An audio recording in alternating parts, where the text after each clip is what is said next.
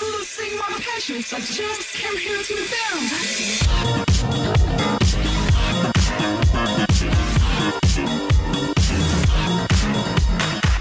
Bonjour, merci à tous d'être venus aujourd'hui, c'est cool de voir autant de monde. Alors pour ceux qui ne me connaissent pas, je m'appelle Iris, je suis membre de 42 Entrepreneurs. Et pour ceux qui ne connaissent pas 42 Entrepreneurs, on est l'association Entrepreneuriat à 42. Donc on organise pas mal d'événements. D'ailleurs, ce jeudi, on fait venir 50 Partners, qui est un incubateur parisien.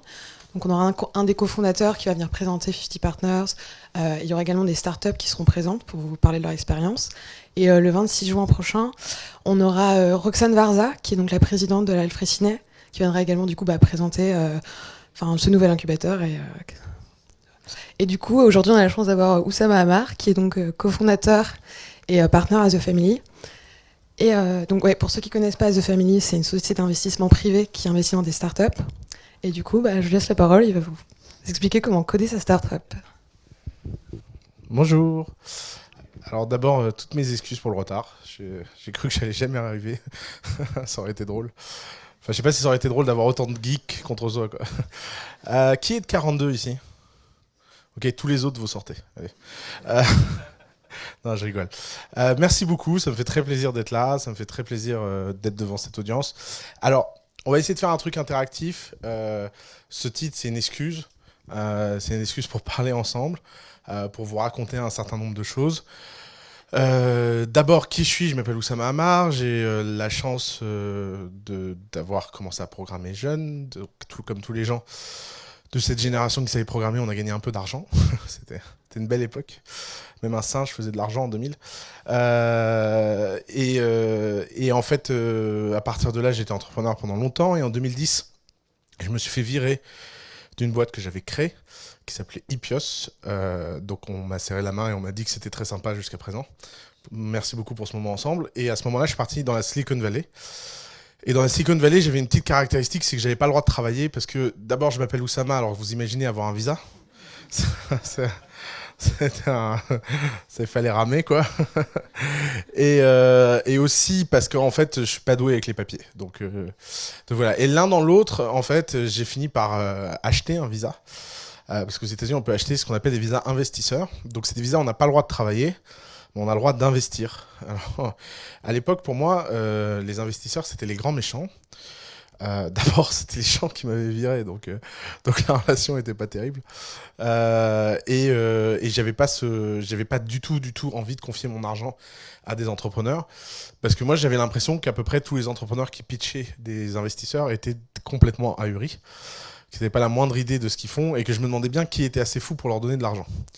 Donc c'était pas pour aller leur donner mon argent. Mais là, comme j'avais cette contrainte, j'avais pas le choix, je l'ai fait. Et alors, c'est l'ambassade américaine, donc c'est un endroit très pragmatique.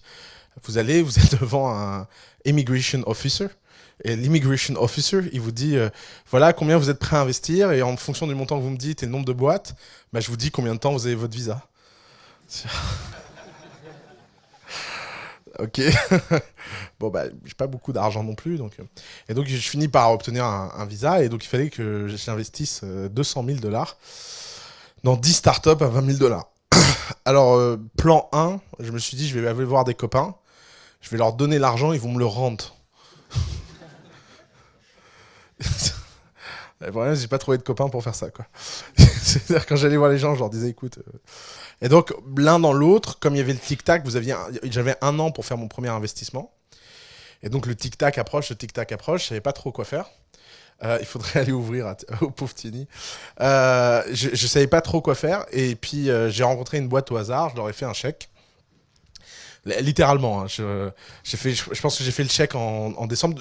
Eux, ils ont cru que j'étais un vrai business angel. Moi, je me suis dit, c'est une blague, ce truc. Et bon, de toute façon, je me suis dit, c'est le prix pour vivre ici, quoi. Donc, on paye, quoi. Et c'est comme une forme d'impôt, quoi. Et en fait, quelques semaines plus tard, l'entrepreneur m'appelle et me dit, écoute, hi Oussama, how are you? Good, good, good. So, I'm rich, not yet. Et il me dit, écoute, on a une bonne et une mauvaise nouvelle. Je dis, commence par la bonne. La bonne, c'est grâce à ton argent, on a fait ABC. Je dis, c'est formidable, c'est impressionnant tout ce que vous avez fait en 3 mois avec mon argent.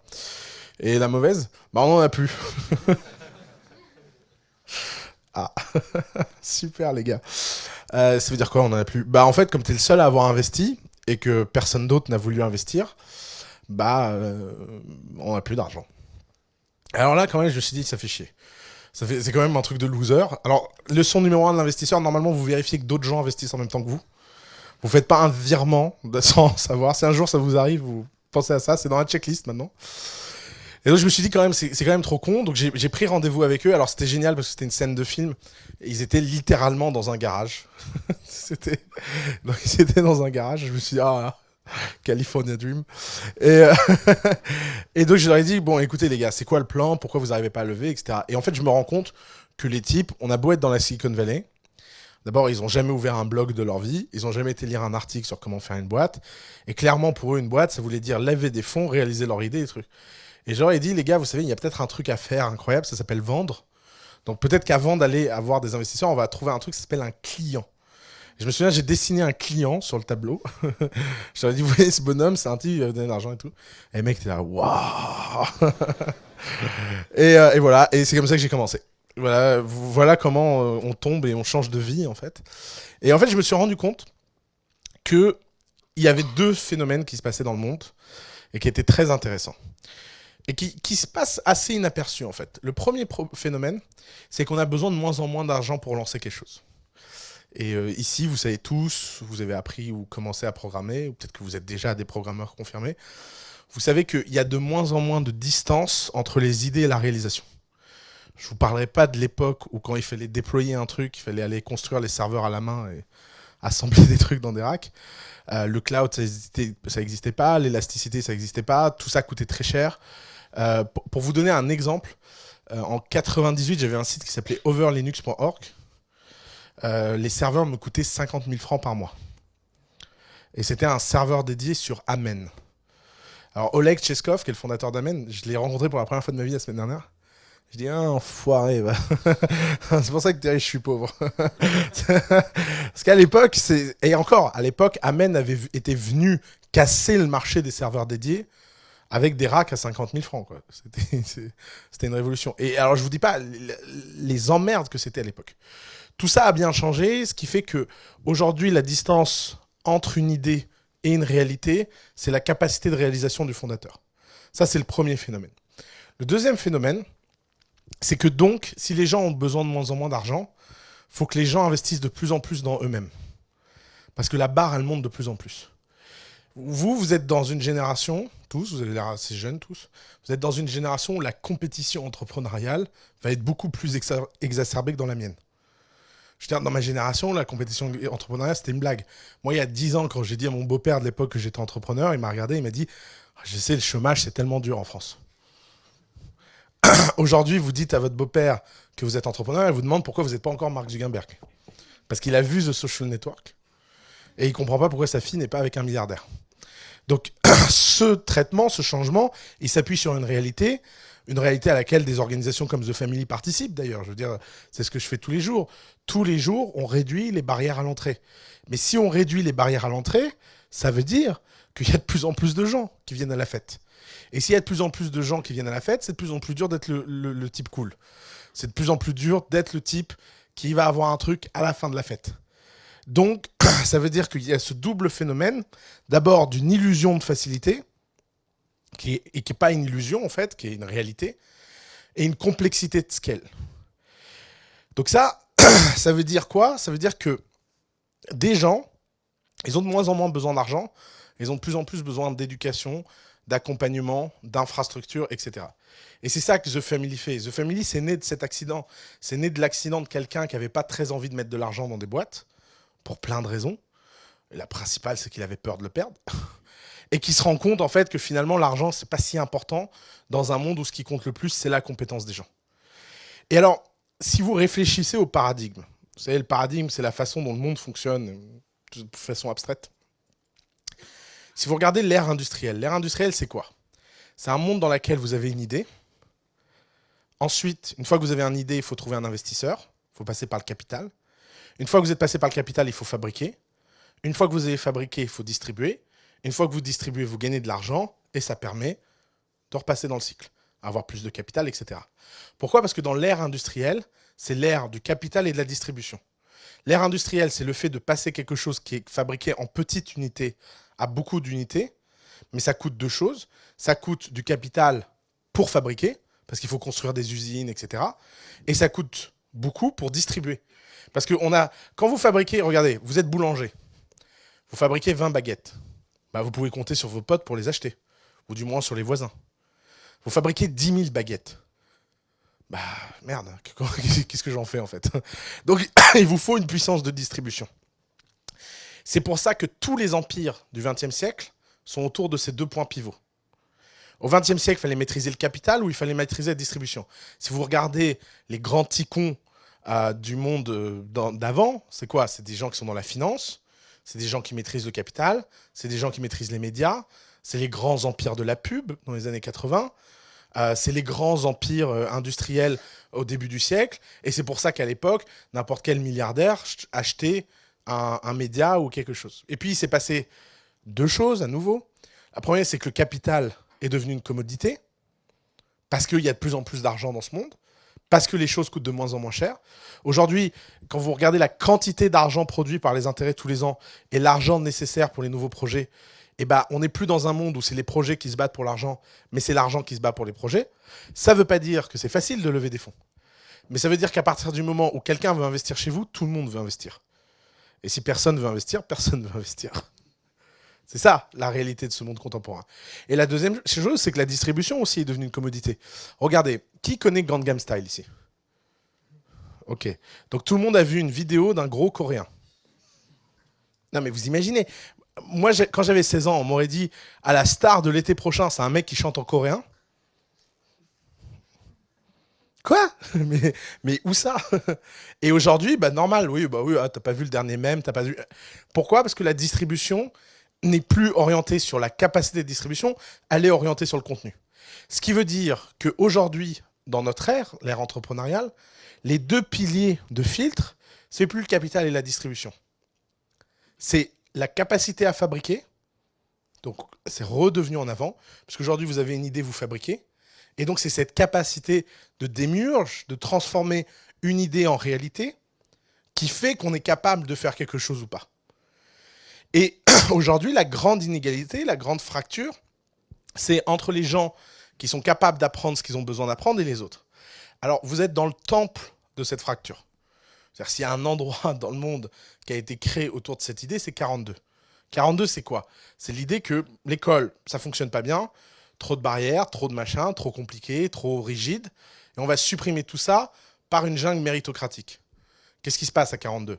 Tout le monde arrive à la piscine et est égal. Qu'est-ce qui se passe au bout de 3 mois de piscine? Qu'est-ce qui se passe au bout d'1 an? Qu'est-ce qui se passe au bout d'1 an et demi, 2 ans? Il y a une inégalité énorme entre les gens. Pourquoi? Parce qu'il n'y a plus d'infrastructure pour gommer ces inégalités. Puisque là, le lien entre vous et le savoir, il est direct, bah vous n'avez pas d'autre choix que soit de l'absorber, soit d'être laissé sur le côté. Et alors, il y a un truc qui me fascine. C'est que nous, on appartient tous ici à une génération de transition. C'est-à-dire que l'ancien monde et le nouveau monde vivent en même temps. C'est pour ça que c'est hyper confusant. Parce que quand vous sortez dehors, les gens n'ont pas conscience que le capital et la distribution ne comptent pas. Regardez, par exemple, les Échos, ils organisent un truc qui s'appelle la relève. Vous savez, ils prennent des mecs et ils leur disent « Vous êtes la France de demain, écrivez des articles à l'ancienne ». On a envie de vous dire, bon, bah, d'abord, si c'est la relève, ils ont un blog. Vous n'avez pas vraiment besoin de vous. Puis deuxièmement, en fait, tout le monde s'en fout. Qui lit les Échos ici qu'on rigole? Alors, t'es à Sciences Po, ça? T'es à Sciences Po? Ouais, bon. Voilà. Quand je vous dis que le monde... Je suis prof à Sciences Po, c'est par amitié que je dis ça. Le monde d'avant reste omniprésent parce que les transitions ne se font pas du jour au lendemain. Par contre, ce qui se fait du jour au lendemain, c'est les craquages, c'est les fissures. Pourquoi? Parce qu'aujourd'hui, on est dans un monde où il y a des gens qui comprennent la nouvelle réalité et des gens qui ne la comprennent pas. Je vais vous donner un exemple. Une de mes startups chouchous en ce moment, puis c'est une exclue parce que c'est un chouchou depuis une semaine, je ne les connaissais pas avant, s'appelle doctrine.fr. Alors, vous allez voir, c'est un sujet très très chiant. C'est le sujet des... comment on appelle ça? De la documentation juridique de jurisprudence. Quand vous êtes avocat et que vous faites des recherches, Vous avez besoin de savoir quelles décisions ont été prises sur un sujet donné pour pouvoir évaluer la probabilité de gain d'un procès ou pas. Ok? Tout bête. Alors, moi, assez naïvement, je me disais que les avocats, ils allaient sur Google et ils cherchaient les décisions. En fait, non, ils font pas ça, parce que les décisions, elles sont pas sur Google. Elles sont dans un logiciel qui s'appelle LexisNexis. Alors, je vous invite à aller voir LexisNexis pour savoir ce qu'il faudra jamais faire dans votre vie, en software. Par exemple, c'est un software où les requêtes sont sans aucune tolérance de casse. On est en 2016. Hein. Alors, c'est pas de l'instant search. Hein. C'est par exemple, vous devez mettre les booléens dans des cases différentes. Parce que chaque booléen de la recherche n'est pas la même case dans la recherche. Et ça coûte 2000 € par avocat et par mois. Ouais, moi aussi, j'ai eu la même réaction. Non!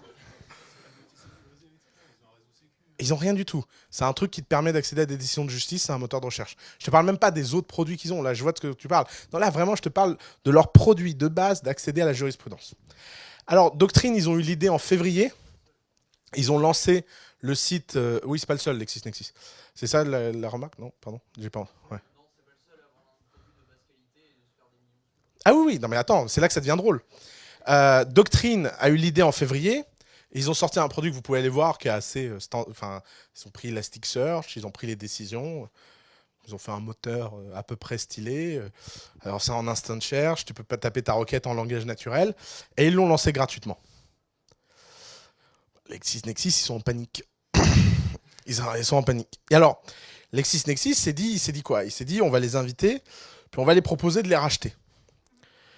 Alors, les mecs ont dit, mais pourquoi on va se faire racheter? Je comprends pas. On est en train de faire tout ce que vous faites gratuitement à 3, et vous voulez nous racheter? Pourquoi? Et le mec lui a littéralement fait visiter une pièce où les gens tapaient les décisions de justice. Il leur a dit, mais vous n'avez pas de parseur? Et dit, de quoi? Non, laissez tomber, laissez tomber. Ouais, super, impressionnant, hein, votre capacité. Hein. 400 mecs qui tapent du code de loi.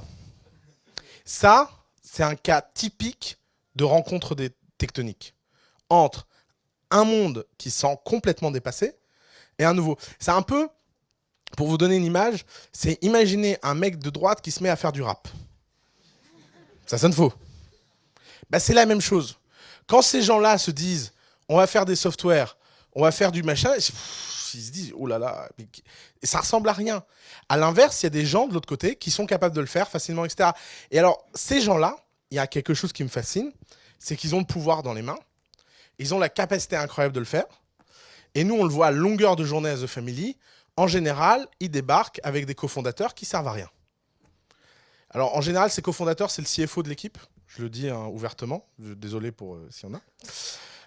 Alors, le raisonnement, c'est lequel?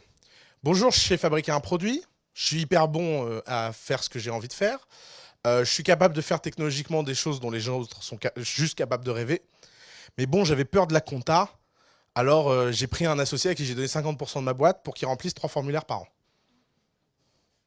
Pourquoi? Parce qu'il y a un problème de rencontre tectonique. Et il y a un problème chez les devs en France, c'est que les devs ont un problème culturel grave, c'est qu'ils se prennent tous pour des devs. Alors laissez-moi vous le dire. Le dev, c'est de la merde. Il n'y a pas d'autre mot. Le dev, c'est un outil.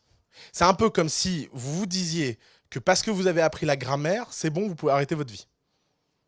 Et que vous alliez faire de la grammaire toute votre vie. Et que vous étiez capable de conjuguer dans toutes les langues. Et que vous arrivez dans les dîners et vous dites, alors toi tu conjugues en quoi? Tu connais le passé du subjonctif? Non. Non. Personne ne fait ça. Pourquoi les devs le font? Pourquoi les devs le font? Parce qu'ils ne se rendent pas compte de ce qu'ils peuvent faire pour de vrai. Parce qu'on les a tellement transformés en fonction support, parce qu'on leur a tellement expliqué que leur boulot était de transformer les idées des autres en réalité, ils n'ont pas compris qu'en fait, toute la boîte se programmait. Que tout le monde dans lequel on rentre est programmable. Pourquoi j'ai appelé ça coder sa startup? C'est parce que quand Iris m'a demandé de choisir un sujet, je lui ai dit on va parler d'un sujet qui, moi, m'intéresse beaucoup. C'est pourquoi les développeurs ne prennent pas plus au sérieux les fonctions de leur entreprise. Les meilleurs entrepreneurs qu'on a à The Family sont des gens qui sont ni des devs, ni des business, ni des rien. C'est juste des gens qui sont capables d'apprendre tout ce qu'ils ont besoin d'apprendre à toutes les étapes. Et qui sont donc le meilleur dev de la boîte pendant 6 mois jusqu'à embaucher de meilleurs devs qu'eux. puis le meilleur CFO de la boîte jusqu'à avoir un comptable, puis le meilleur sales de la boîte jusqu'à avoir des sales, etc. Ça ne veut pas dire qu'ils sont les meilleurs à chaque fonction. Ça veut juste dire qu'ils sont le meilleur au moment donné pour pouvoir démarrer les fonctions. Et pourquoi? Parce que nous, on croit très profondément que dans ce monde, personne ne devrait jamais sous-traiter quelque chose qu'il n'a pas fait déjà lui-même. Pourquoi? Parce que quand on sous-traite quelque chose qu'on ne sait pas faire, on est toujours victime de l'effet chaman. L'effet chaman, c'est quoi? Si ici, il y a des gens qui ont fait un stage en entreprise, ils ont peut-être été eux-mêmes chamans sans s'en rendre compte. L'effet chaman, c'est en général votre boss qui arrive le vendredi à 17h et qui dit « Ouais, j'aimerais changer la couleur sur le bouton là, parce que ça me gêne. » Et la réponse, c'est « Ah ouais, mais là, il faut refactoriser le code, je ferai ça lundi. » Et là, le type y croit. Puis là, vous avez mis le doigt du côté obscur, c'est fini. Parce qu'après, vous dites « Non mais attends, il a vraiment cru mon histoire. Vendredi 17h, alors attends. Lundi 15h. Non, mais là, ça va pas être possible. C'est trop compliqué, ça. Non, je pense qu'il faut recoder toute la librairie. Non, elle est pas stable, l'API. Elle est pas stable. Bah ça s'appelle un effet chaman. Vous savez pourquoi on parle d'effet chaman? C'est un livre de Claude Lévi-Strauss que j'adore, sur la naissance du chamanisme, qui explique comment tous les chamans de l'histoire sont nés. En général, c'est un type... Il va dans la forêt, il bouffe un truc, il a mal au ventre, il bouffe un truc, il a moins mal au ventre. Il dit « Ah, intéressant ». Puis il revient au village, puis un autre mec qui a mal au ventre, et lui dit « Bouffe ça ». Et là, il a le choix. Il a le choix entre la lumière ou l'obscurité. La lumière, c'est de dire « Écoute, je sais pas trop pourquoi, mais bon, quand tu bouffes ce truc, bah, tu te sens mieux. Ouais, c'est peut-être magique. » Ou l'obscurité. Il lui fait bouffer le truc, il fait ouah, ouah, ouah, et bam, il devient le leader du village. Ça s'appelle l'effet chaman. Et dans notre vie, on a tous cette tentation quand on parle à des gens qui ne comprennent pas de quoi ils parlent. Et le problème, c'est que l'effet chaman, ça en fait vivre plus d'un dev dans ce monde. Combien de devs facturent? Moi, j'ai encore un pote qui facture des WordPress 25 000 €. Le mec est resté bloqué depuis 1998. On faisait ça ensemble à l'époque. Mais peu importe. Que ça marche ou que ça marche pas. On s'en fout, mon vieux. Ce que je suis en train de te dire, c'est vis ta vie pour la gloire, pas pour gagner 3 balles. Parce que si c'est pour gagner 3 balles, prends un avion, va travailler chez Facebook et tu feras plus d'argent que de vendre des WordPress à des cons. Si ton but dans la vie, c'est juste de gagner de l'argent, il y a des façons beaucoup plus simples. Si en 2016, il y a un mec qui en est encore à vendre des WordPress 25 000 € au boulanger du coin, c'est parce qu'il n'a pas de perspective dans sa vie. Tu penses qu'il pourra raconter... Quand ses enfants lui diront « Tu fais quoi dans la vie ?» Alors, fausse réponse, je suis ingénieur, tu vois, je développe des sites internet. Vraie réponse, j'arnaque des cons. Mais tu peux pas te le dire, ça. Et il est là le problème. Le problème de base, c'est que tellement de développeurs tombent dans ce piège, et tombent tellement tôt dans ce piège, qu'après leur vie, il est foutu. Parce que c'est quoi le problème quand tu vis un WordPress à 25 000? Moi, je vois très bien ce qui se passe, j'ai été dans ce cas-là. C'est que c'est tellement bon comme drogue. C'était tellement facile. Attends, je peux vous raconter une histoire. Je me souviendrai toute ma vie, c'est ce jour-là où je me suis dit que j'allais arrêter. Il y a un mec qui m'a dit « Bon, je trouve ça vachement bien le site que vous avez fait, mais toutes les couleurs me gênent, faudrait le changer sur toutes les pages. » Et donc 3 balises CSS. Et je lui ai dit que bah, c'était 250 € par page de couleurs. Et que le mec a payé. Et là, je me suis dit, je suis rentré chez moi, j'ai eu honte. J'ai dit à ma mère, j'ai dit, là, je viens de faire un truc très grave, maman. Quoi, t'as vendu de la drogue? Non, pire. Pire. Bien pire. Il n'en a pris aucun plaisir. C'est horrible. Et le problème, c'est qu'une fois que t'es rentré là-dedans, comment tu construis une vie? Comment tu construis quelque chose qui compte? Comment tu construis quelque chose qui apporte de la valeur aux gens? Qui est un autre sentiment. Et aujourd'hui, l'opportunité entrepreneuriale que tous les gens dans cette pièce, qui veut créer une boîte ici? Levez tous la main, merci. Alors, il y en a 2 qui vont réussir. Et tous les autres vont rater. Et c'est ça qui est bon. Parce que ce qui est intéressant, c'est pas de réussir ou de rater sa boîte. Je vais vous dire la vérité. La majorité des gens que je connais qui ont réussi leur boîte, c'est par chance. Après, le mérite fait que parce qu'ils ont eu de la chance, ils travaillent dur sur le long terme. Mais il y a un moment, il faut avoir un peu de chance. Et je peux vous en raconter plein d'histoires de chance. La dernière en date, que je trouve géniale, alors je la raconte à tout le monde en ce moment, on a une boîte chez nous qui a fait un travail extraordinaire. super produit, super team, vraiment très bons élèves. Le problème, c'est que c'est des bons élèves. Et le problème des bons élèves, c'est qu'en général, le marché les aime pas. Parce que tout est trop bien, quoi. Et donc, ils n'arrivaient pas à lever des fonds, ils allaient mourir. Et ils n'avaient pas besoin de beaucoup d'argent, ils avaient besoin de 700 000 balles. On a tout essayé. On a pingé 2200 investisseurs dans le monde avec 2200 noms. C'est pas une blague, 2200 noms. C'est un record absolu à The Family. Les mecs ont le record du nombre de noms. Et d'habitude, les gens au 400e nom, ils arrêtent. Mais eux, ils continuaient à pinguer des gens. Et impossible de les faire lâcher. Et puis, un de mes associés, qui s'appelle Balthazar, est à l'aéroport, au Danemark, en train de rentrer d'une conférence. Il est assis à côté du mec et il ouvre le site internet d'un type à côté de lui.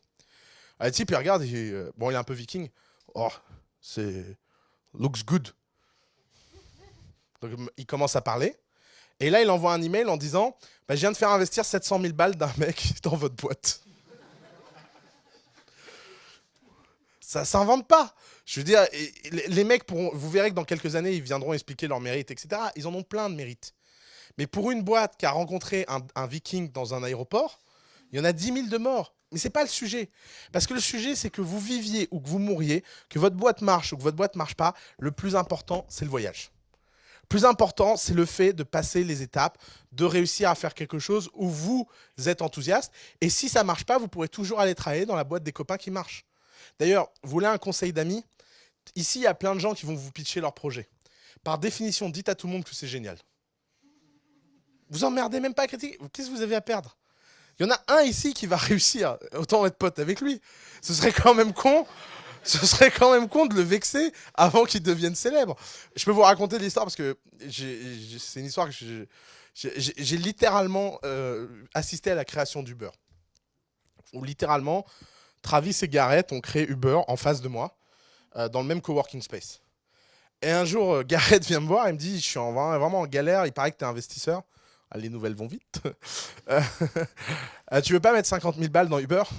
Non les gars, vraiment non, je peux pas, ça marchera jamais de toute façon. Alors c'est marrant, j'ai vu Travis la semaine dernière à Berlin, il s'en souvient encore. Hein. Hey dude, how are you? Rigole. Je serais pas là à faire des talks à 42 pour essayer de trouver le prochain Uber. Vous savez ce que c'est 50 000 au premier tour? Ça fait 700 millions de dollars. Des erreurs comme ça, vous en faites une dans votre vie. Donc franchement, un mec vous dit... Alors, quand vous êtes investisseur, malheureusement, vous pouvez pas dire oui à tout le monde. Donc nous, on est obligé de dire non à des gens où on sait que des fois, on se trompera. Bon, bah c'est comme ça. Par contre, vous, en tant qu'entrepreneur, ça vous coûte rien de dire oui. C'est pas comme si vous sortiez votre chéquier. Donc dites que c'est génial et essayez d'aider tout le monde. C'est comme ça qu'on crée des cultures entrepreneuriales. Mais tout ça pour vous dire quoi? Tout ça pour vous dire que si vous décidez d'être entrepreneur, ne voyez pas ce boulot comme des devs. Voyez-le comme on voit le gentilhomme des temps modernes, c'est-à-dire quelqu'un qui a envie de tout apprendre. Et si vous n'êtes pas dans ce type-là, et si vous kiffez juste être dev, allez travailler pour quelqu'un comme ça. Créez pas votre boîte juste pour être dev, ça ne vaut pas le coup. Créez votre boîte pour avoir l'excitation de pouvoir créer un objet unique et le programmer. Et si vous vous dites qu'une boîte est programmable, vous comprenez que l'ensemble des fonctions de l'entreprise, eh ben, c'est un bout de code que vous pouvez écrire. Il y a un bout de code que vous allez écrire en termes de software, il y a des choses que vous allez écrire avec les humains, il y a des choses que vous allez écrire avec votre équipe, il y a des choses que vous allez écrire avec vos clients, mais tout ça, à la fin, n'est qu'une abstraction intellectuelle d'un programme qui tourne. C'est ça, une belle boîte. Et c'est pour ça que les hackers ont un tel edge dans l'entrepreneuriat. Pour la raison simple, c'est qu'ils sont capables d'apprendre tout ce qu'ils veulent. D'ailleurs, entre hackers et ingénieurs, vous savez, on dit toujours en France, mais on ne comprend pas, avec tous ces ingénieurs, pourquoi on ne produit pas plus de boîtes. C'est justement parce que ces ingénieurs. Les ingénieurs, ça passe quelque chose de 1 à 100. Les hackers, ça va de 0 à 1. C'est la culture hacker qui fait qu'on est capable de faire quelque chose avec peu de moyens. C'est la culture hacker qui fait qu'on n'a pas besoin d'argent pour résoudre les problèmes. C'est la culture hacker qui fait qu'on est prêt à bricoler avec tout ce qu'il y a et que la seule chose importante, c'est que ça marche. C'est ça dont l'entrepreneuriat a besoin. Et aujourd'hui, vous avez une chance extraordinaire, qui est une chance nouvelle, c'est que vous pouvez créer une boîte, que ce soit en France, en Californie, où que ce soit dans le monde, et la scaler sur les marchés globaux sans avoir besoin de sortir de votre chambre. Ça, c'est nouveau. Ça, c'est incroyable. Ça va changer la donne. Vous savez, par exemple, on est associé avec un truc qui s'appelle Stripe Atlas, qui permet de créer sa boîte en 3 clics. en ligne avec un compte en banque et évidemment un compte Stripe, faut pas déconner. La charité, ça a des limites. Mais c'est incroyable. Moi, je me souviens de la première fois où j'ai dû installer un système de paiement en ligne. J'ai quand même dû parler au CTO de la BNP, quoi. Et le mec me disait, mais vous êtes sûr que vous voulez accepter les cartes? Comment vous les stockez? Ah oui, oui, nos process sont hyper sécurisés. Pas que j'avais un serveur FreeBSD, je le mettais dans un TXT. Là, je suis désolé, j'avais pas le temps. Mais à l'époque, c'était déjà un truc de ouf. Mais voilà, vous imaginez à quel point le monde a changé. Vous n'avez plus besoin de faire ça. Aujourd'hui, vous avez des API pour à peu près tous les problèmes. Donc profitez-en et faites les choses bien. Les faites pas à l'envers. Les faites pas en pensant que ce qui est important, c'est l'idée. Ce qui est important, c'est le business plan. Ce qui est important, c'est toutes ces conneries dont vous n'avez pas besoin. Une entreprise de nos jours, c'est qu'une seule chose. C'est un produit qui parle à des clients. C'est tout. Vous avez un produit et des clients, vous n'avez rien besoin d'autre. Tout ce qui est structuration, etc., vous avez tout le temps de le bâtir si vous avez de l'attraction. Et pour avoir de l'attraction, il faut être capable de fabriquer quelque chose. Merci beaucoup.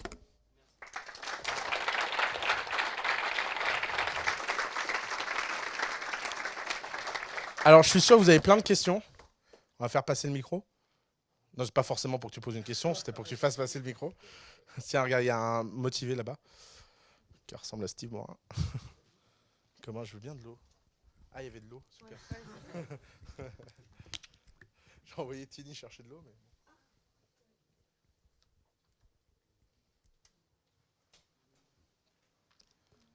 Je t'écoute. Oui. Oui, en fait, on est en train de faire une boîte dans le hardware. Ah, putain. Ouais. Qu'est-ce que vous pensez du hardware? Alors déjà, il y a un avertissement dans hardware, c'est qu'il y a le mot hard. C'est dans le mot. Hein. J'ai pas peur. D'accord. Non, alors, précise-moi, quel type de hardware? Consumer ou enterprise? Consumer, jeu connecté, on a déjà un proto.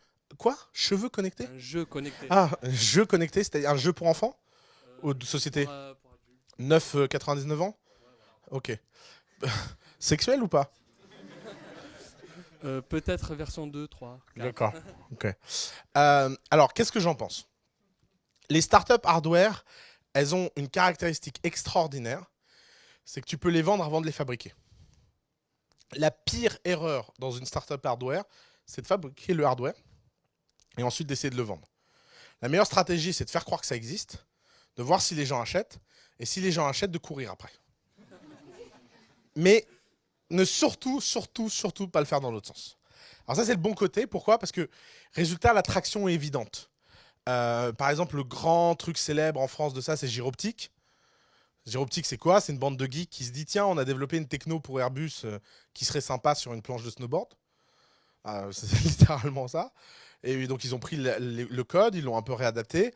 Et puis, au lieu de développer quoi que ce soit, ils se sont dit, on va aller sur Kickstarter et faire croire que ça existe. Puis ils ont levé 1,3 million et là ils se sont dit merde. Ah ouais, il y a beaucoup de gens qu'il va falloir livrer. Puis ils l'ont fait, ils ont livré les gens, etc. Alors il y a la version un peu moins sympa de ça, c'est Lima. Vous faites la même chose, vous prétendez que ça existe, vous vendez 1,2 million et puis après vous n'arrivez pas à délivrer. Mais c'est pas grave, au moins ils ont essayé. Vaut mieux dans ce sens-là que faire un produit dans sa cave pendant 2 ans que personne n'achète.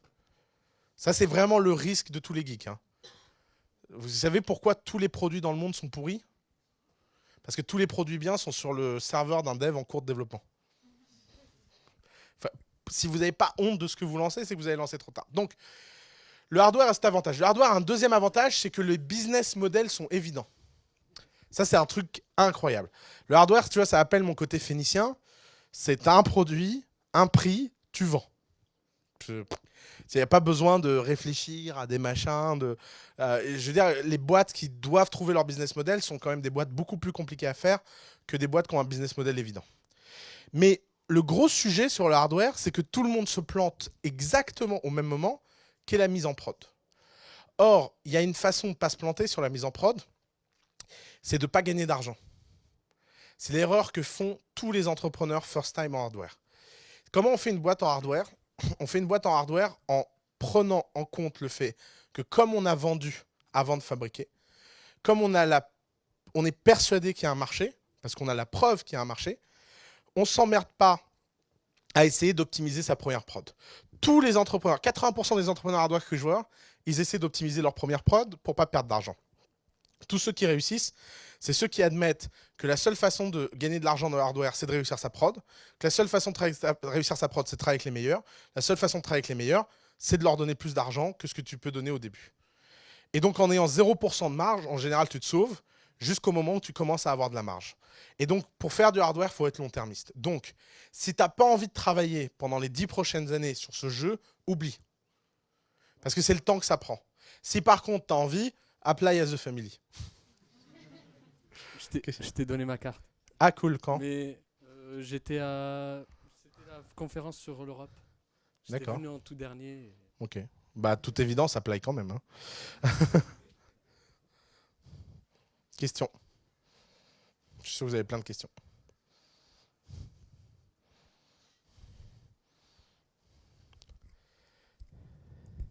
Salut. Salut. J'aimerais savoir, chez The Family, vous investissez dans n'importe quelle boîte de dev ou il y a des critères en particulier Alors, on investit que dans des gens beaux déjà. Merde. Non, je rigole. Alors, nous, on a une façon de travailler qui est un peu différente du reste de la place. On prend 200 boîtes par an à qui on ne va pas donner d'argent, à qui on va donner notre infrastructure en échange de 5% de leur boîte. Et on fait un deal très simple avec eux. On leur dit, si à aucun moment vous sentez que c'était trop ou que The Family ne valait pas le coup, vous pouvez reprendre les actions. Donc c'est une sorte de satisfait remboursé, très évident. Les gens ont 24 mois pour changer d'avis. Donc si en 24 mois ils ne percutent pas, c'est vraiment je ne sais plus quoi faire pour eux. Et pourquoi? Parce que nous on pense que les entreprises pour atteindre le product market fit n'ont pas besoin d'argent. Parce qu'on a créé l'infrastructure pour remplacer les coûts les plus essentiels.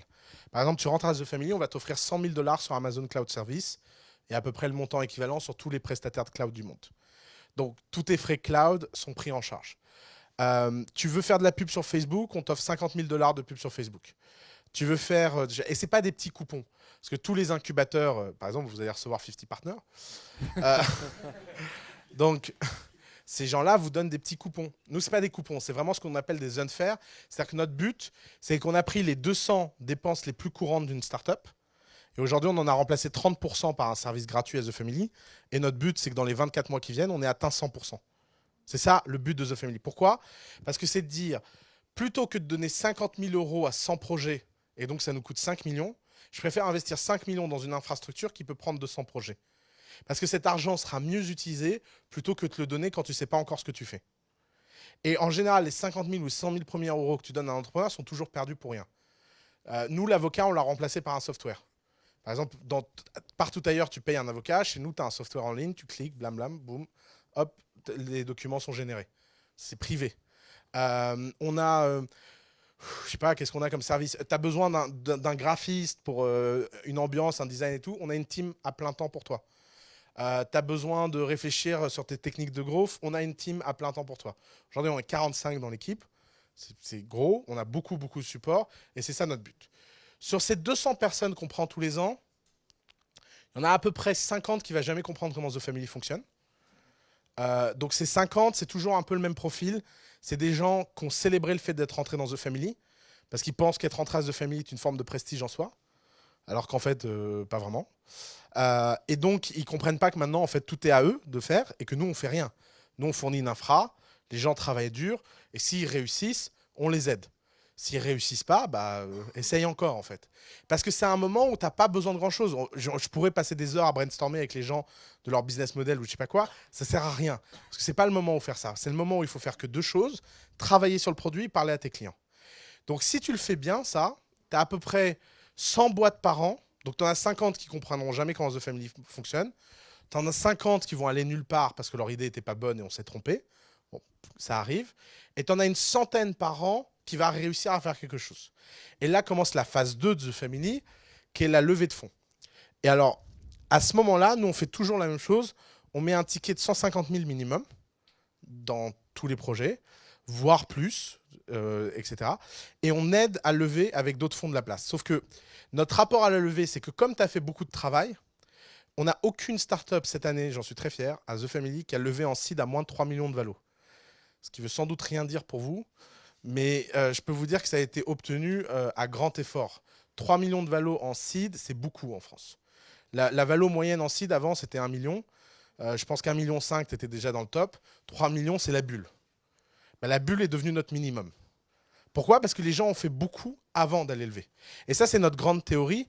C'est que la meilleure façon... Nous, on pense que les gens feraient mieux de ne pas lever plutôt que de lever avec des tocards. Et que la seule façon d'éviter les tocards, c'est d'avoir une boîte exceptionnelle. Parce que quand vous venez de France et que vous êtes sur le marché de l'investissement international, vous ne pouvez pas avoir une chance d'avoir les meilleurs investisseurs du monde qui investissent si vous n'avez pas une boîte qui est dans le top 0,01. Vous ne pouvez pas espérer être dans le top 1%. Ce n'est pas suffisant. Il faut être vraiment dans le top 0,1. Et donc, à ce moment-là, dans la levée, nous, on est très proactifs pour 2 raisons.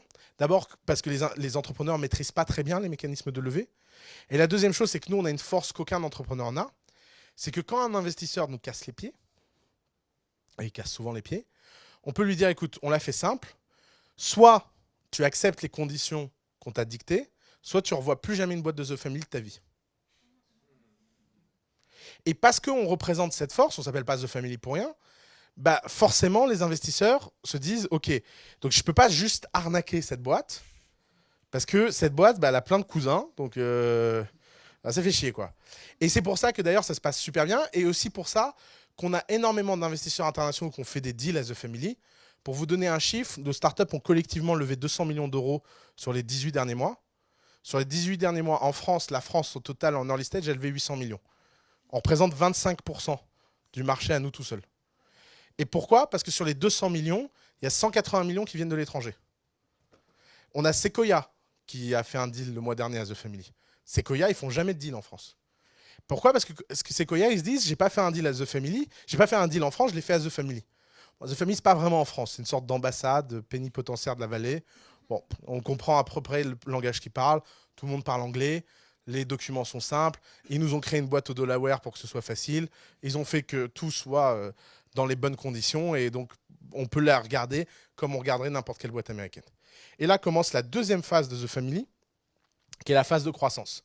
Où là, nous, on va faire tout ce qui est en notre pouvoir pour essayer de faire que la boîte réussisse. Et là, on n'a pas une boîte où on fait la même chose. C'est-à-dire qu'au début, c'est très standard parce que c'est l'accès aux services. Puis là, commence vraiment l'artisanat de notre job. Par exemple, ce que je fais pour Itch. Qui utilise Itch, là? Ouais, je sais. Mais tu sais pourquoi? Parce qu'ils n'ont pas de codeur. Donc, si tu veux aller travailler là-bas, vas-y. Apply sur Itch. Et, tu sais, ils sont 4 dans l'équipe dev. Et ils ont 700 000 utilisateurs. Donc, ils ont des petits problèmes de back-end à résoudre avant de, avant de s'occuper du reste. Donc, ils seront très heureux de... Comment? Oui, mais attends, il y a un moment, il faut aussi un peu de swag, mon vieux. Oh, comment ça, on s'en fout, ça marche. C'est important pour l'utilisateur que l'expérience soit parfaite. Bien sûr que ça doit marcher. Et bien, justement, il faut t'y mettre. Il faut avoir du respect pour l'UX. Donc, ce qu'on va faire pour un Itch, ce ne sera pas la même chose que ce qu'on fera pour un Agricool, qui n'est pas la même chose que ce qu'on fera pour un Save, qui n'est pas la même chose que ce qu'on fera pour, je sais pas, pour 1001 pharmacies chez nous, par exemple. Donc voilà. Et c'était ça ta question? Oui, c'était pas. Non. Non, en fait, je demandais dans quoi vous investissez en Ah, général. Donc, bah, un peu pardon, de tout, excuse-moi. N'importe quoi. Fail. Donc, pourquoi je te raconte tout ça? Parce que donc, ça veut dire quoi? Ça veut dire que nous, on peut investir que dans des choses qui scalent. On s'en fiche de l'industrie, mais on a besoin de la conviction qu'on peut devenir très riche si ça marche avec une toute petite part. C'est ça. Donc ça veut dire que 80% des projets ne passent pas la barre, parce que 80% des projets peuvent être des très bons business quand on a 100%, mais des très mauvais business quand on a 7%. Donc tu vois le critère? Donc on a besoin de croire qu'un jour, ça peut devenir un leader mondial. Et donc forcément, pour vous donner un chiffre, on a 10 000 apply par an. À The Family, on prend 200 boîtes par an. Pour vous donner le truc. Bon, après, c'est une vanity metric. Sur les 10 000, il y a 5 000 timbrés. Donc il y a 5 000 dossiers pour 200 retenus. Ouais, alors, j'ai eu un dossier hier extraordinaire. Je crois que c'est le meilleur de tous les temps, je vous le raconte. Parce que c'est un type qui m'a dit que s'il n'était pas prêt à The Family, il voulait bien le numéro d'Alice, ma cofondatrice, parce qu'elle était bonne.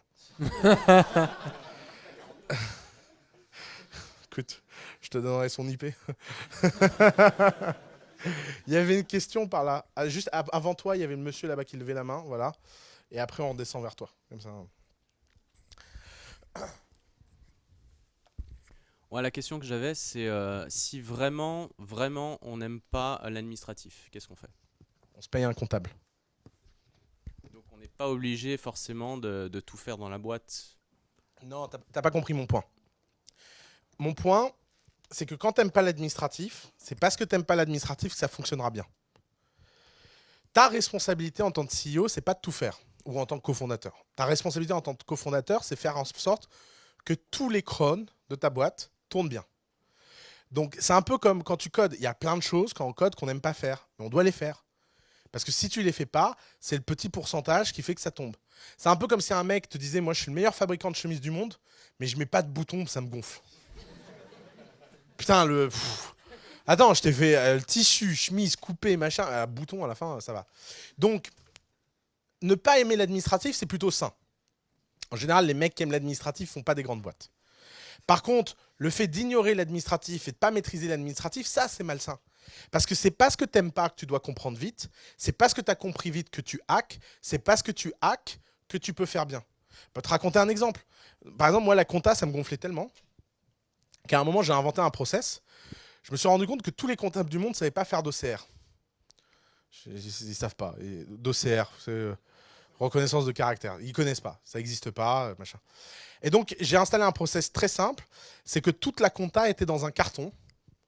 Et donc, au lieu de faire la compta, vu que tu as besoin de la faire à la fin de l'année en continu et de parler avec un comptable qui te prend la tronche, bah, tu mets tout dans le carton en ordre chronologique. Et le process, c'est juste je pose dans le carton. À la fin de l'année, tu passes tout dans un scanner à Madagascar, t'envoies à Madagascar, il passe tout dans un scanner, il t'envoie le dump, tu le passes dans un OCR, ça fait un Excel, tu l'envoies au comptable. Pendant ce temps-là, il y a des gens, ils sont dans la compta. Qu'est-ce que je te dise? Personne n'aime la compta, c'est pas le sujet. Alors, là, je me la pète, mais pour la petite histoire, on a perdu 2 cartons dans le déménagement. Donc on était comme ça. Mais bon, ça, il y a des contingences que tu maîtrises pas. Le déménageur, je l'avais pas vu dans le process. Il a dit, c'est bizarre, il y a un truc avec plein de papiers, ça doit être acheté ce truc. C'est où? D'accord, donc l'important en fait c'est de superviser et pas de fermer les yeux, quoi. Exactement. Merci. Là, il y avait monsieur derrière, non? Ah non, c'était pour ton pote, ok. C'est pas ton pote. Si on veut appliquer pour The Family, on vient avec une idée à quel niveau de développement? Alors ça, c'est malheureusement, je peux pas répondre à cette question parce que c'est très inégalitaire. Mais nous, on joue à un test. Le test, c'est que on prend les gens à partir du moment où ils ont besoin de nous. Donc, par exemple, tu fais un réseau social, tu viens nous voir quand tu as 100 000 membres. Parce qu'avant 100 000 membres, tu n'as pas besoin de nous de nos jours pour faire un réseau social. Là, franchement, à part nous casser les pieds, c'est pas possible. Tu fais AgriCool, qui fabrique des fraises dans un conteneur. Tu viens nous voir avant même que tu aies l'idée. Parce que tu as besoin de 150 000 € le premier jour, que tu as besoin d'un conteneur, que tu as besoin de hardware, que tu as besoin de trucs qui sont tellement compliqués que si on n'est pas là, tu n'existeras pas. Donc tu vois, il est là le sujet. Alors après, évidemment, nous, le conseil qu'on donne, c'est de toute façon, ça coûte rien d'Apply. Le formulaire, il est super simple. Apply dès que tu as envie et on te dira si c'est trop tôt ou pas, c'est tout. Vaut mieux le vivre. Je sais pas pourquoi les gens veulent tellement l'anticiper. Ils ont qu'à Apply et on leur dira si c'est trop tôt ou pas. Et à ce moment-là, on reviendra plus tard. Exactement. Et le record, c'est 7 fois refusé, une fois accepté. Et on aurait vraiment dû refuser, en fait. Je rigole. Mais le sujet de fond, c'est que pensez-y quand vous choisissez une idée. Moi, il y a un test que j'aime beaucoup, c'est me dire si quelque chose est super simple à faire, pourquoi personne ne l'a jamais fait. En général, 90% des idées viennent de mourir là. Parce qu'en général, quand vous pensez être le premier à avoir une idée, c'est que tous les gens qui l'ont fait n'ont pas réussi. Et ils sont juste invisibles. Parce que la plupart des échecs sont invisibles. Les échecs de type, le mec a fait faillite, il est dans la presse, ça c'est l'élite des échecs. Ça, faut être un sacré bon pour avoir ce type d'échec. La plupart des échecs, c'est 3 mecs dans une chambre qui ont décidé de faire un truc. Ils n'ont jamais vraiment codé ou deploy, ils n'ont jamais vraiment commit. Et puis un jour, il y en a un mec qui dit « Ouais, je vais travailler chez Google » et voilà, la boîte est fermée, quoi. Ça, c'est 99% des échecs. Mais en général, ce que je comprends pas, c'est pourquoi les gens sont tellement malhonnêtes intellectuellement vis-à-vis d'eux-mêmes. Moi, la chose où j'ai le plus appris sur l'humain, à voir des milliers de gens par an, c'est cette capacité incroyable que les gens ont de se mentir. De se regarder dans la glace et de se raconter des mensonges. Par exemple, cette question, si c'est aussi simple, pourquoi personne ne l'a jamais fait? C'est incroyable le peu de gens qui ont une réponse. Oui, mais en fait, c'est pas vraiment ça. Attends, s'il te plaît, le Airbnb du chien, si, c'est très simple. Je te le fais dans un groupe Facebook, donc non. Et en général, c'est parce que les gens ne voient pas où est la difficulté. À l'inverse, par exemple, l'une des meilleures boîtes qu'on a, si je pense le pitch le plus con, ça s'appelle Menu Next Door. Alors ce pitch, je l'ai entendu 1 milliard de fois. Vous imaginez pas. Il n'y a pas une semaine qui se passe, c'était même devenu une blague, où il n'y a pas un mec qui vient et qui dit « Ouais, il y a des gens qui cuisinent, il y a des gens qui ont faim. Moi, je vais faire une app pour mettre en relation les deux. » Et d'ailleurs, je cherche un CTO pour la coder. Bah écoute, va à 42.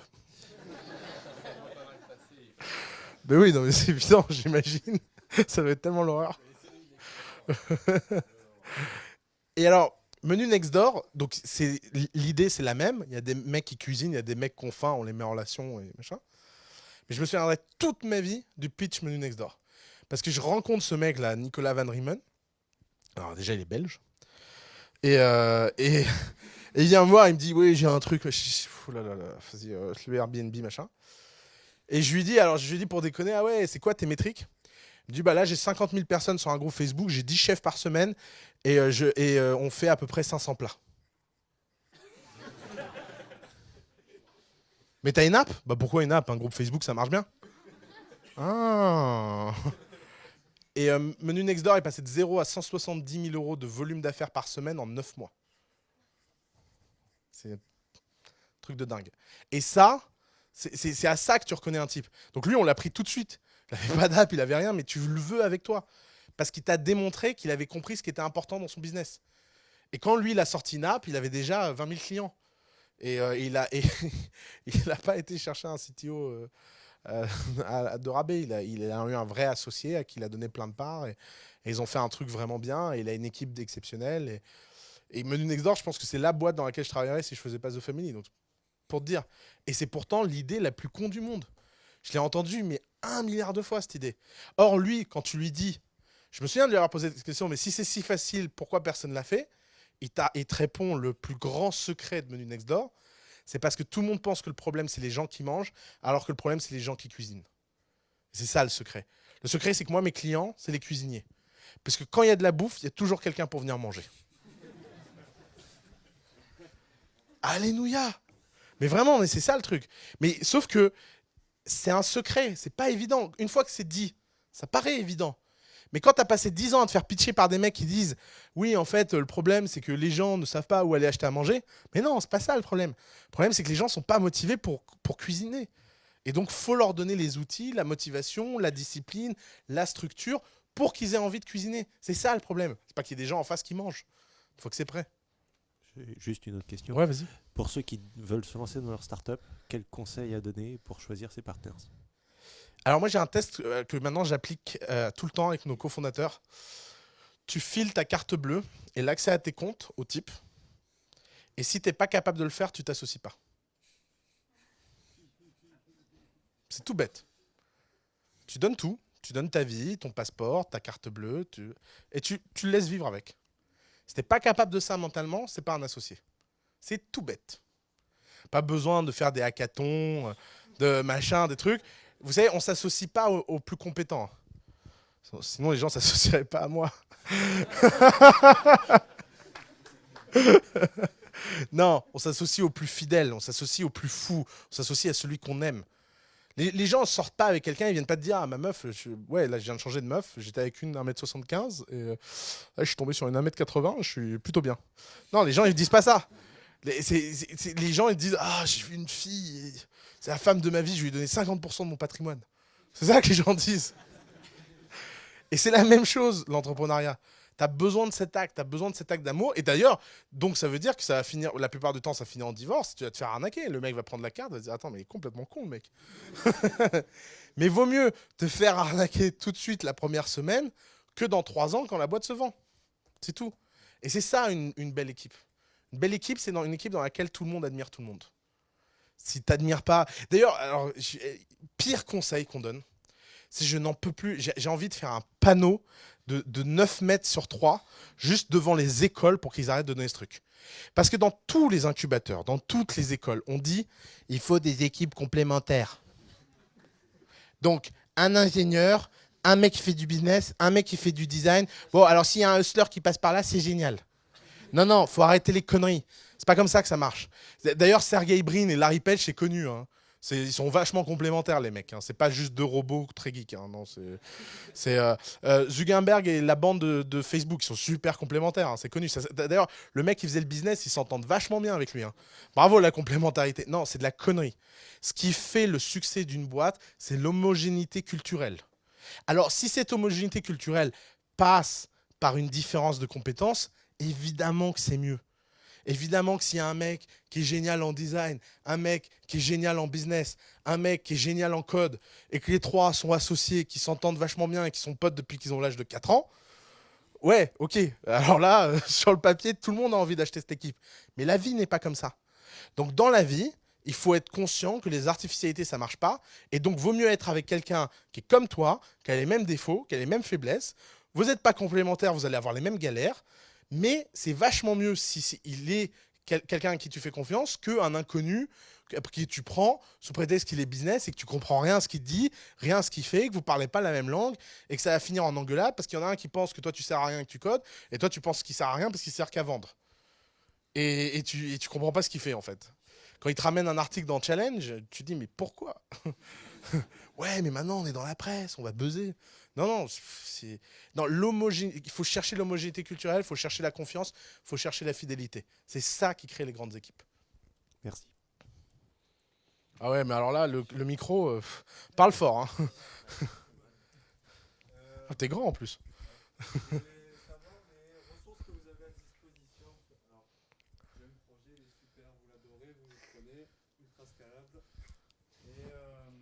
Ressources que vous me donnez à disposition, que vous avez chez The Family. Alors on a beaucoup trop. Je crois que, donc, pour faire simple, on a négocié à peu près 400 deals à la Amazon, machin, etc. Donc il n'y a pas un sujet, un SaaS, un machin que tu ne peux pas obtenir gratuitement le temps de décoller. D'accord, ça c'est le grand pain. Ensuite, on a construit une infrastructure autour des 5 points d'inflexion qu'ont toutes les boîtes avant le product market fit. À savoir le storytelling. Donc ça comprend le fait de raconter une histoire, le fait de designer ta boîte, le fait d'avoir un positionnement. Tout ce qui est croissance, donc où trouver tes premiers clients, où trouver tes premiers utilisateurs, etc. Et sans parler des effets annexes de la communauté à ce niveau-là. Parce que par exemple, tu vois, on a une boîte chez nous qui s'appelle Payfit. Vous pouvez aller voir Payfit, c'est un truc pour simplifier la fiche de paye. Ils ont fait 100 clients en une semaine.